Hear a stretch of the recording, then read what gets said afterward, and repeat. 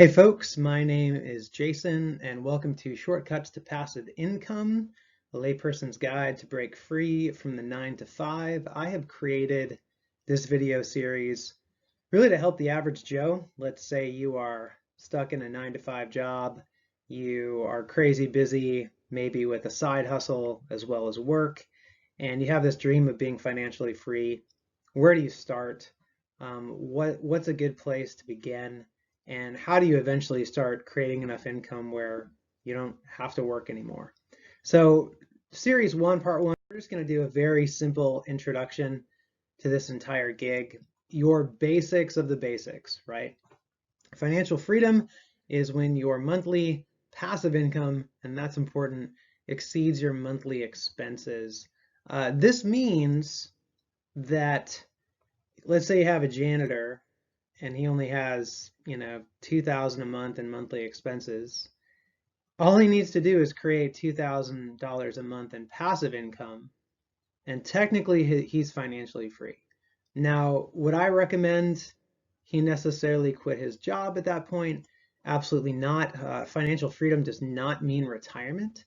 And one of the things that you're actually going to find, if you start getting to know people who've broken out of the rat race and they are financially free, these people will often work harder with either their job or their business or their side hustle than they ever did actually during their working for someone else, because the motivation I find is drastically different.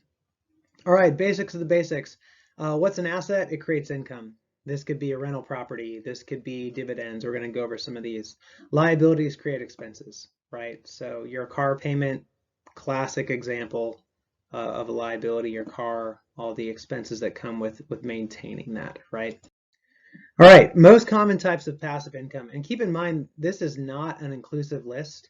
I've seen a couple infographics that have a lot more, but I would say these are probably the most common. Rental income, obviously, is the most well-known. If you own a property or you rent out land on a farm. Royalties, I have 2 poetry collections that make me like $20 a year, right? But if you do have like a best-selling book, if you make a screenplay, if you write a song or an album, that can create passive income as well.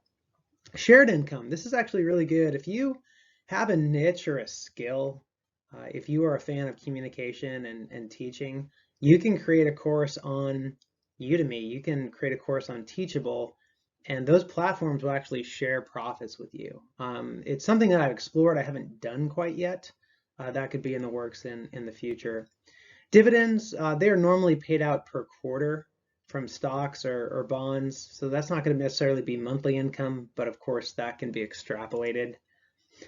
Fully automated businesses, and I stress this, I always like to communicate that if you buy a business, if you buy a franchise, 99% of the time, that is not an automated business. You've basically just bought a job. When I say fully automated business, probably the best example is like a self-serve car wash, or there's like an ice kiosk machine like a mile from me in a strip mall, and you go in, you put the change in, you get some ice, whatever it is, and that would be a fully automated business that does not require your presence or another person's presence. Disability, Social Security, military disability, I would count this as passive income from the government if you qualify for that. Land rights, I have no experience in this whatsoever, but there are, of course, people who have the rights to oil and gas on their properties or certain minerals like silver, gold, that kind of thing.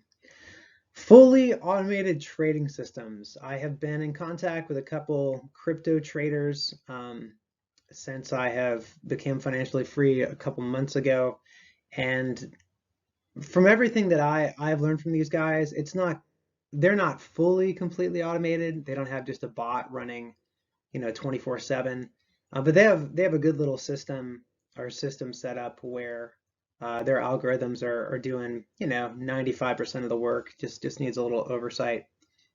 And promissory notes. I'm actually going to finish with this one as our most common type, because this is actually how I became financially free. I currently have 8 of these. one rental property, and a little bit of military disability because my back is all jacked up from my time as a medic in the military. But this really broke me out of the rat race in November. And I think I'm going to share that story in an upcoming video. So let's take a look at John, your average bloke. So we'll say John is working a job that makes him $43,000 a year. That's going to be $3,600 a month. We're not going to worry about taxes just for the sake of simplicity here. And here's a list of John's expenses, right? Now I know some of you, the first thing that probably pops out is a $1,250 mortgage. Like, no way. That's completely not realistic. And this could be rent, by the way. This will really depend on if you live in a high cost of living area or a low cost of living area. I'm in Texas, and this is actually, my mortgage is a little bit less than this. So it is realistic in certain places and not in others. But this is a decent example. It's not perfect, but a decent example of just, I would say most Americans, most people, they have a job bringing in money, they have expenses, it's their only source of income. And each month they're maybe able to save, if they even have that discipline, $700-800, something like that for this example. Okay.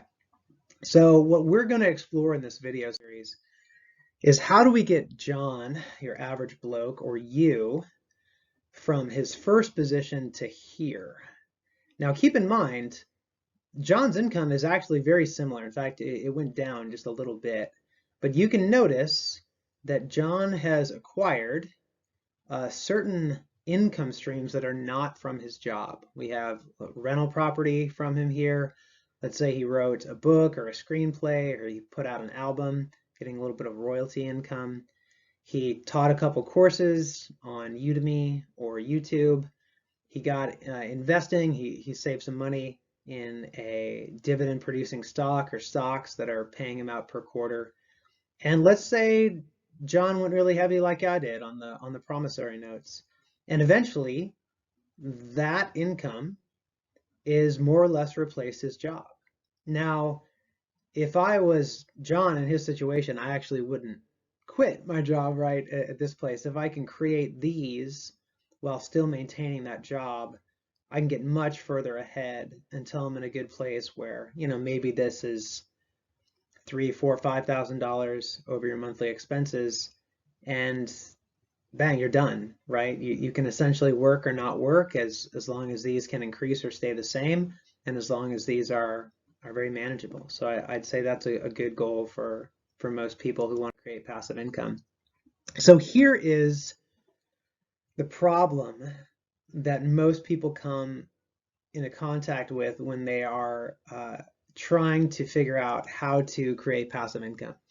How do we get from, okay, I only have a job, to sweet, I got so many streams of passive income now, I have so much money coming in that I don't have to worry about that anymore. So how do we get from here to there? And we mentioned, please know that when you're financially free, it doesn't mean you're wealthy. Okay. You could be a doctor making $350,000 a year, but you're putting in 50, 60, 70 hours a week as a surgeon. And then you could have someone like me where, my take home now is low six figures, which is nice. Like I'm not complaining about that at all. It's phenomenal. But none of that comes from a job, right? That purely comes from my sources of passive income. So financial freedom doesn't mean that you're necessarily rich or even necessarily wealthy. It simply means your monthly expenses are outweighed by your monthly passive income, that your monthly passive income is more. Okay. But here's the most important thing, and I think why a lot of people do strive to be financially free. If John creates other sources of income to replace his job, he now has what? The answer, I hope, is pretty obvious. This means that John has time. And I'm going to make the argument that time really is the only true currency, right? You can always make more money. You can always start another business. You can always buy another rental property. You can always build another relationship. But you only have so many hours in the day. And one of the reasons that I was so passionate about getting financially free as soon as I could, and I made a lot of mistakes, so many mistakes. I'm someone who tried it all. I really value time. As an introvert, it's something that I hold in very high regard, because hey, there's only so much of it, and I want to be as wise with it as I can. Which leads us to the paradox that so many people find themselves in. So most people who are starting out their journey to be financially free, they have to work, right? Unless you come from an extremely wealthy family, or you win the lottery or get a massive inheritance. Most people have to have a job just to make ends meet, right? And this can make passive income creation very difficult due to lack of time, which leads us to an extremely important question. Which forms of passive income creation are achievable with a limited amount of time? And that is something that we are going to explore in future videos. One of the reasons that I went the promissory note route, basically, which is private lending or partnering with private lenders who are veterans in the business, is I literally had to sign a contract. I did my due diligence. I saw if they were reputable. I talked about their history. I learned about their history. And it was just a matter of, okay, sign this document and the checks start coming in, which is really nice. I like to finish off all of my videos with things you can actually do, actionable steps. And for this, it's just going to be a bit of brainstorming. What are your reasons for wanting passive income? For me, again, it could be time. For you, maybe it's your family. Maybe there are things that you love to do that don't pay well, right? You like to do art, you like to dance, you like to travel, but you also understand that generally speaking, these things can be very difficult in regard to a vocation, right? So that's your reason for wanting passive income. Maybe you just want more money. Maybe it's just a security issue for you. Maybe you have a goal that you want to achieve. Maybe you have a college fund for a kid, right? That you want to make sure is as full as it can get. What do you consider your biggest hurdle to get started? Do you have a lot of debt? Do you come from a lower class, middle class mindset where it's scarcity, right? Like money doesn't go on trees. There's never enough, that type of thing. All right, folks, before we finish up, I do want to let you all know that I have linked my Calendly in the video description below, which means if you want to set up a Zoom call with me for free, and I'm trying to keep this for free as long as I can to help you out, to talk about your goals, your future, how to create passive income, what would be the best way to do it for your life.